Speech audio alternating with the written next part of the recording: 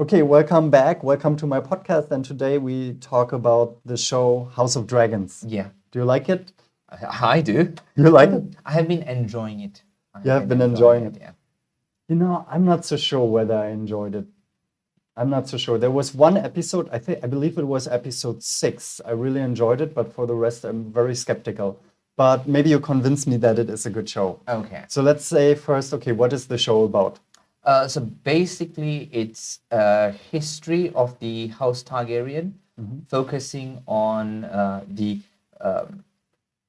civil war, the Targaryen civil war. I think it was called the Dance of Dragons. The Dance of Dragons. Yeah, the Dance of Dragons. Sounds like British. Yeah. So interesting. Dance of Dragons.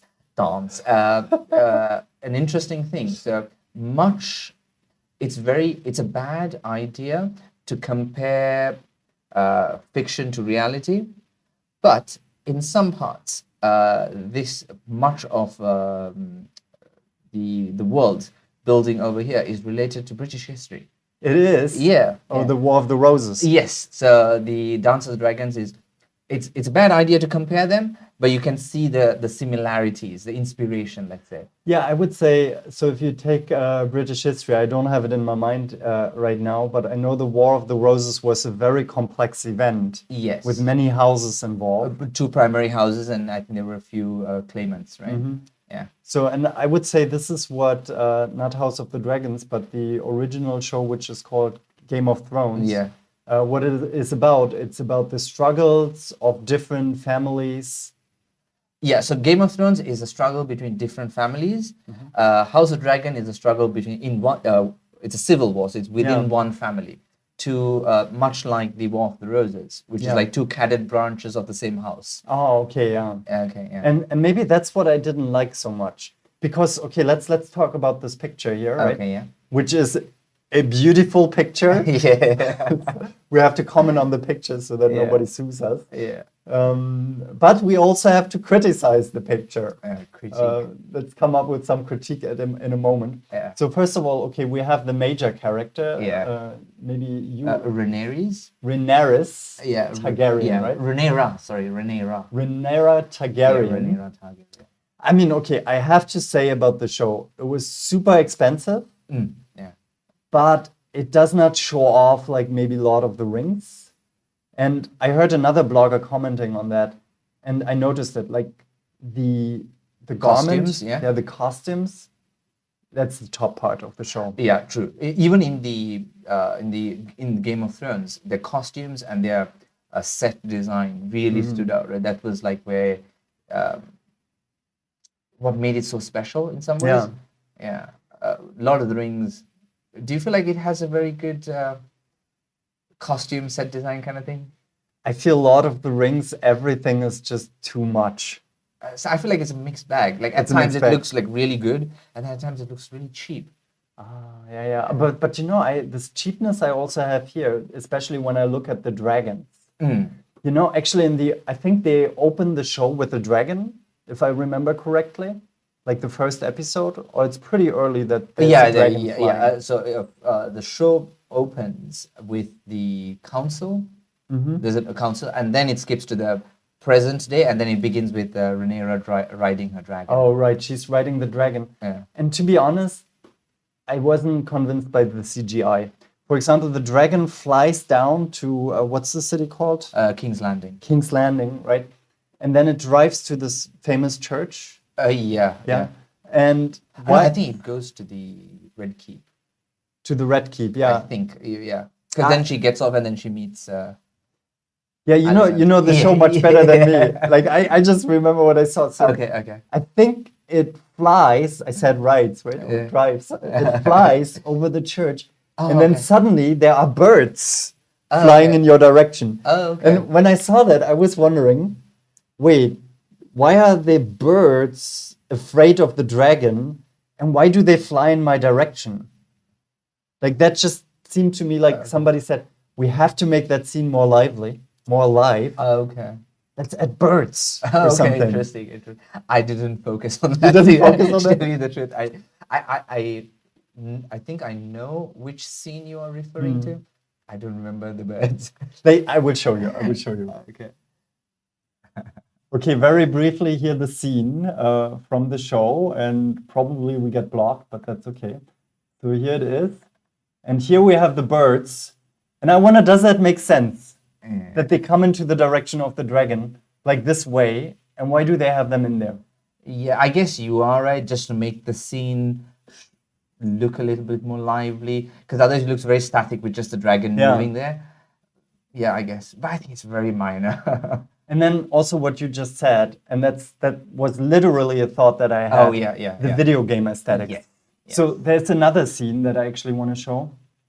So and here is the next scene that is really ridiculous, which I didn't like with the dragons. Okay. And I wanted like, so whoa, like this was such an action-packed scene, right? And I think they do it again. Yeah. Whoa. Again, like, just because you can do it doesn't necessarily mean you have to do it. Because sometimes it just looks, I think in their mind, it looks way cooler than how we perceive it. Yeah. Right? Yeah. But it was a horrible scene. And I think the video game aesthetics of the dragons often didn't help. Yeah. And I feel like they're overusing dragons now, because later there will be actually dragon and dragon fighting, where they should have saved their budget up. They should be saving their budget up for that. For the next season. Yeah. Yeah, I heard one episode cost 20 million. Oh, that's more than Game of Thrones, I think. Yeah, and I think in total that makes 160 million, right? Yeah. For 8 episodes. I'm calculating correctly, right? Yeah. But yeah, it's 60, not yeah. it's not as much as the Rings of Power, right? It's 250 million. or Yeah, something. that has a huge budget. Yeah. But I think the advantage of them is they probably have a lot. Are they probably reusing some of the sets from before? It looks like they have King's Landing. Yeah, right? yeah. Whereas like Lord of the Rings, they probably have to create like whole new sets again, right? Yeah, well, I mean, so I don't appreciate something for the special effects. Therefore, I'm a little bit disappointed with the dragons. And by the way, so okay, the show really centers around the dragons and the Targaryens, as I have understood, and you can correct me. Yeah. They are the ones who somehow can build an empathetic connection to the dragons. Yes. So it's not fully understood whether only Targaryens can build a connection with the dragons. Because the Valerians also have. No, but all those Valerians who are riding dragons have a mother who is Targaryen. Oh, okay. Like Lena and Lenore, they have mothers okay. who are Targaryen. So they're at least half Targaryen. Okay, I see. Yeah. And the Valerians are Valerian, but not dragon riders. They're like a non-dragon riding family from Valyria. Yeah, and I have to say something about the dragons, because the dragons are. I watched an interview with, what is his name? George R. Martin? Yeah. That's the writer, right? Yep. And he said he considered, or like when he had the concept of the dragons, he considered them to be something like weapons of mass destruction. Yep. And that can actually dominate another culture in a war or something, that will win every war. Yeah.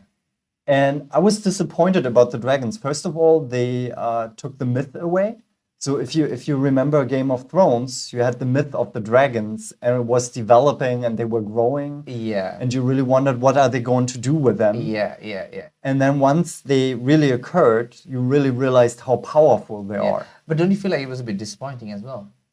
Yeah, the dragons in Game of Thrones, they were very powerful, but then towards the later seasons, they were like falling like flies. they were falling behind. They developed weapons against the dragons, right? Yeah. But then suddenly they just like put the city into ashes. Okay, in that scene. Okay, Yeah. okay, in that scene, And it I was shows like- the scale of destruction the Yeah. dragons are capable So of. it has an extreme scale of destruction, but sometimes it comes out like maybe they are not super balanced in the way they are applied in the story. But then I believe in the second episode or in the third episode of House of Dragons, we have a war with the Crab King, right? Yeah. And this is the first time the dragons are really applied. And at the same time, it tells me the dragons are useless. How so? Because they apply the dragons in the war, but the Crab King and his army, they always retreat into the caves. Yeah.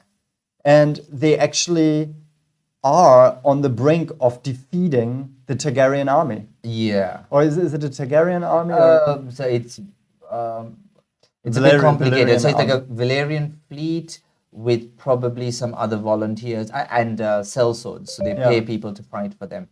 But it's not officially, it's wrong to say, but it's not the state fighting against him until towards the end of that. But Spoilers. yeah, but see, the point is when you have such a powerful weapon that makes you so strong, how can that turn into a 5-year-long war? Or how long was it? Maybe not 5 years. It was quite kind a of while. period, Quite a right? while. Yeah. Oh, that's the other thing about the show. Sorry to deviate a Yeah. little bit. The times are like because it's like actually a long period of time, and then there's a lot of time skips. Yeah. Like even in the first episode, I think there's like a 6-month time skip, and Yeah. if you don't notice it, you'll be like, okay, you feel like 6 months didn't go by. In the first episode? Yeah, when didn't notice. I'm not sure it's 6 months. I think it's a few months. When towards the end of the show, when Viserys makes Rhaenyra his heir, that happens after a few months. Oh, maybe I noticed that. Yeah, because he says we haven't been close these past few months or something like that. Something I don't remember exactly, but Yeah. there was like some time that is like. We discussed like the first episode in a second. Yeah. So maybe we just summarize the storyline, right? yeah. So we have the major. Just one more thing about dragons. Sorry. Yes, that they have a lot of destructive power, but then see it this way, right? Without getting political, let's say you have helicopters, which are a game changer, right? But then if you're fighting in a mountainous terrain, you have an advantage against helicopters. Yeah. So the Crab King and dragons, basically what they do is whenever the dragons come, they go inside the mountains. Okay, I agree. But if I have nuclear weapons, Yeah. right? Yeah. It doesn't matter whether I'm in the mountains or whether I'm on the Well, sea. it depends how deep the mountains are. Oh, but I guess what they're trying to show is they're very destructive, but in probably like raw power. It still needs like you still sometimes need to apply it properly for it to be effective. Like before this series, when the family, Aegon Targaryen the Conqueror, he basically just ran. He didn't even have to fight so many wars. He just burnt a few fields. Burnt a few armies, and everyone's like in a pitched battle, right? Yeah. So these people have never fought against a dragon, so they like just come out like how they traditionally fight, and they get like decimated. They get decimated, yeah. Whereas the crab feeder probably like, yeah, I'm not going to bring out my armies and face the dragon. Yeah, I see you really like the show, so you try to save it. I'm trying to convince you to like it. Yeah. There is some internal logic behind it. I mean, so Game of Thrones, I agree, was a great show. This one is a good show, but I don't think it's a movie history show. Yes, I don't think there will be many other TV shows that are able to achieve what the early seasons of Game of Thrones achieved. Yeah. Everything is compared to that, right? Yeah. It's like, oh, that's going to be the next Game of Thrones. Although I must say, the first season I didn't find it convincing, but in the second, third, fourth season, I was captured by Game of Thrones. Yeah. But that's another question. Yeah. So, like, just to summarize the story. So this year is, now I have to say it correctly, King Viserys. Yeah, King Viserys. Does he have another name too? No. Probably not. And I would characterize he's in a dilemma because he lets his wife get another child. She had already a lot of failed births, and then we have a lot of spoilers here, right? Yeah, spoilers. Just spoiler. It's a spoiler show. Yeah. So and his wife dies during the birth, and also his son just lives for a day, and he has no male heir. So that's a major problem. Yes. And do you want to summarize further? Yeah. So the whole war that we are building up to comes to the point that at one point in his life, he did not have any male heirs, and out of a combination of desperation and maybe determination, he names his daughter as the heir to the throne. So that's what creates the conflict, especially because later on he does get sons, right? And one more thing, going back to his wife. So who he absolutely loves, but he kind of knows and lets her die so that she'll give birth to her son because he has a dream. And this point is is a thing that comes up in many different episodes and storylines, is the fact that Targaryens prophetic dreams. Right, so he has a dream that he will have a son, and the son will be the one that continues the line and stuff. And it's like also about the Night King. Yeah. So I have not read the book Blood and Fire or Fire and Blood, but I don't think that is mentioned in the books. So they've kind of like taken the homogenized it. Yeah. Okay. Aegon the Conqueror did have a dream which drove him to conquer Westeros, but in the books it's never mentioned what his dream was. Yeah. Here they're like, okay, no, this was the dream. So technically, what King Viserys is, he is a failed king of harmony. He has no war to fight. Yeah. And what he wants to do is he wants to keep the 7 kingdoms together, or 6 kingdoms. So it's interesting and they funny. Don't have Dawn, right? Yeah, but they still call it 7 kingdoms. First, I thought it was odd, because when he enters, especially like in the 8th episode, it really stands out because they read out his titles as like King of the 7 kingdoms or whatever. Yeah. It's like the Targaryens actually claimed to be the ruler of 7 kingdoms, even though they didn't have Dawn for a few generations. So they don't have Dawn, which is a more, in the show, I would say, Arabic. Yeah, it has a country. kind of like a desert culture kind of thing. Desert culture country, yeah. And so he is, in a sense, a failed king of unity, because all his goal is to keep this kingdom together. And by pursuing that kind of ideal, he's actually achieving the opposite. Yeah, and that happens a lot, right? Yeah. In trying so hard to maintain peace, you create conflict. Yeah, so that's basically the story. So he declares his daughter, who's not a man, to be the king, which I think is it actually his sister? I didn't catch it. She was His cousin. his cousin. Yes, Rhaenys. Rhaenys. Yeah, Rhaenys. And she almost became king, but then it was decided that he becomes king. Yeah, shall we talk about that? At the first scene on the first episode. Yeah. That's referred to as the Great Council. Their grandfather, King Jaehaerys, he did have sons, but all of his sons died before him. So he named his eldest son to be king, and his eldest son's daughter is Rhaenys, but he died. So then, instead of choosing Rhaenys, he chose his second eldest son, and his second eldest son also died. So now he had no direct male descendants. And then they had a great council to listen to different claimants. And it was kind of decided democratically among the noble people? Yeah, by the lords they voted. Yeah. And they chose Viserys. The House of Lords. Okay. Yeah, House of Lords. Yeah. So that kind of that kind of already establishes that much like real life, in Westeros, they're not very comfortable with a female leader, like a queen, right? Yeah. So that's kind of like establishing that. Okay, so anyway, it's live long and prosper.